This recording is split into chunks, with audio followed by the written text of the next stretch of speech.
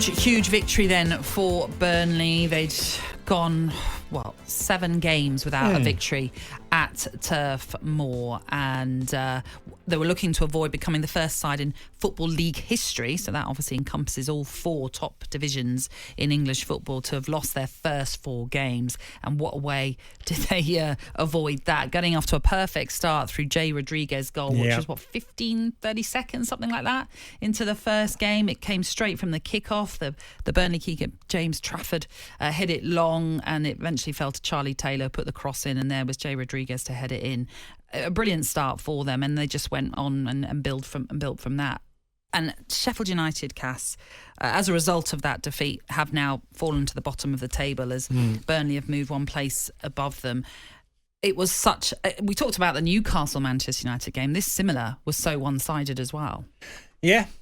Conceded 39 goals now in 14 games. It's dreadful. And yes, they've had an 8-0 in there. Yesterday was 5 against a relegation rival, which is dreadful. Lost to Bournemouth at home recently as well. It's been a dreadful season so far. And yes, there was never expectations of them, if they did stay up, it would only be just. I can't see Paul Heckingbottom surviving that defeat yesterday, because it was such a heavy one. The reaction at Bramall Lane to the previous home game that I mentioned, Bournemouth, which they lost, was boos ringing out and fans clearly not happy. So I can't see it being even any different from yesterday. So, a tough day for Sheffield. And Burnley, by the way, they nearly beat West Ham in their last home game and lost late on. And they've got Wolves at home in the next match. So they've got a chance to, Well, Vincent Kompany has always been, I should say, positive about Burnley and their performances. And he always felt that results will turn for them. And you look at some of their games, they have been in games, they have created a lot, they just haven't had that clinical edge. And they clearly had that yesterday, because they had 7 attempts in the game and 5 were put away. Well, Sheffield United yesterday were the perfect team to play. If you're going to need a win and you need your first one, you want to be playing Sheffield United. Yeah. That shows you how lowly they felt. It's been a dreadful season in many ways, because they just haven't got going. And sending off from Burnley, I don't know what he was thinking. Well, we'll come to that in a moment. Let's hear from Paul Heckingbottom, because you talked about the speculation that does continue to grow over his future. He is, though, remaining defiant. The one thing, regardless of opponents in the next game, we made changes today, so we want response from them who don't play, and they'll get the opportunity. And we also want a response from them who've maybe been criticised today, because, like I said, the only way to approach it is with your chest out and attack the game. As I said, you can't kid anyone in this league. You cannot. Certainly not the fans. They know what they want to see, and that's what we have to try and deliver them, regardless of the result. Yeah, I mean, they've got a difficult game coming up next. Liverpool at home in midweek, followed by Brentford at home as well. And then they've got Chelsea and Villa to come before Boxing Day, when they face Luton at home. Like you say, Cass, it's been a difficult spell for them, and speculation does grow over the future of Paul Heckingbottom. I was going to say now, I'll be surprised, and this is just the world of football, by the way. It's very brutal. Yeah. But I'll be surprised if he's in charge for the next game.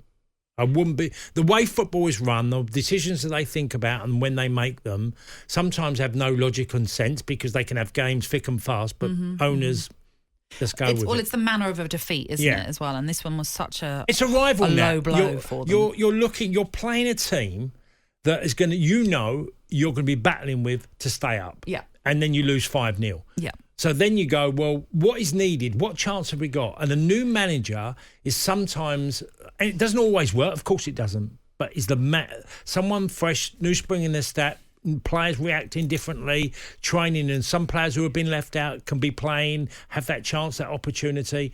That's a tough one, that. Well, what chance do you get when also, you mentioned it just before, when a player gets sent off? Needlessly for 2.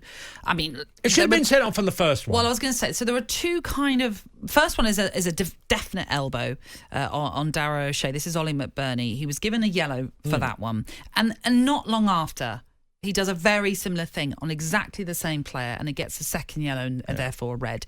But like you say, seeing that first incident, you felt like there was a proper intent with that one, and I'm surprised VAR didn't get involved in it. No, well, look, Ollie McBurney is playing the game as if it was in the 80s.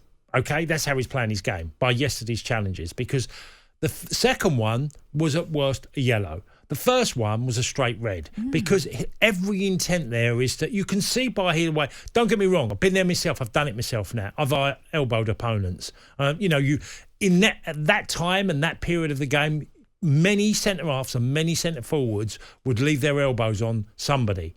Okay, today with everything that VAR does and all the cameras everywhere. That challenge is a clear intent of elbowing the defender in the face, which would be obviously a definite red card. As it is, though, it did result in a second yellow and a red.